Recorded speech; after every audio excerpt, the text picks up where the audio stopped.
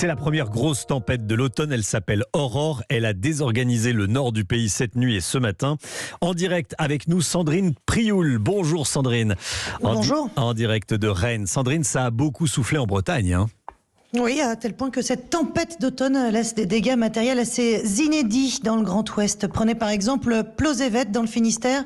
Une mini-tornade a tout ravagé sur une bande de 3 km, large d'une centaine de mètres. Résultat, la maison qui se trouvait sur ce passage est à terre, le cimetière abîmé et les arbres, raconte Gilles Kérézéon, le maire de Plosévet, ne sont pas simplement déracinés, ils sont vrillés.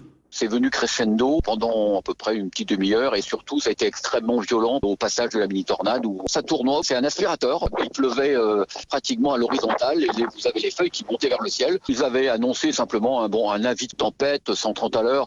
Bon, ça nous habitue, nous ici en Bretagne, mais on a affaire quand même à des phénomènes de plus en plus violents, de plus en plus rapides et c'était assez impressionnant, hein.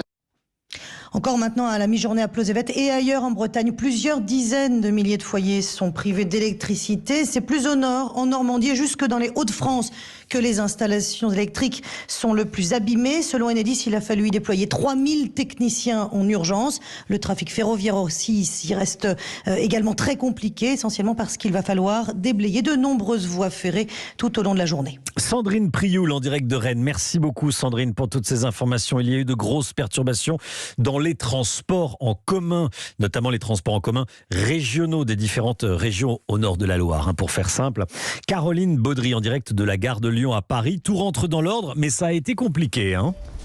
Ah oui, très compliqué même sur les lignes de Transilien. D'abord, comme la R qui passe ici, avant 9h, pas un seul de ces trains ne circulait normalement. Et face aux écrans d'affichage, Naïma, une voyageuse, a pris son mal en patience. Le train de 7h46 n'est pas passé. Il y a 1h10 de retard. Et celui de 8h46 a été supprimé. Là, je vais mettre plus de 2h30. 1h10 de retard, plus le trajet habituel. Donc là, c'est comme si on faisait un Paris-Marseille en TGV. Je sais qu'en France, malheureusement, dès qu'il y a une intempérie, on est toujours dans les transports en commun, c'est toujours très compliqué. Et impossible pour elle de se rabattre sur un RER. Ce matin, c'était la pagaille sur toutes les lignes. La plus fréquentée, la A, passe ici, gare de Lyon. 1,2 million de voyageurs chaque jour et des centaines de milliers concernés ce matin.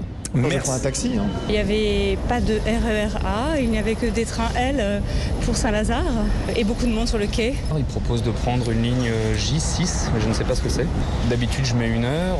Je pense que je suis bien parti pour en mettre 2. Le trafic a repris progressivement sur toutes les lignes ce midi. Tous les voyageurs sont invités à s'informer sur les applications Île-de-France Mobilité, Bonjour RATP ou directement, bien sûr, auprès des agents en gare. Caroline Baudry, merci beaucoup Caroline en direct de la gare de Lyon.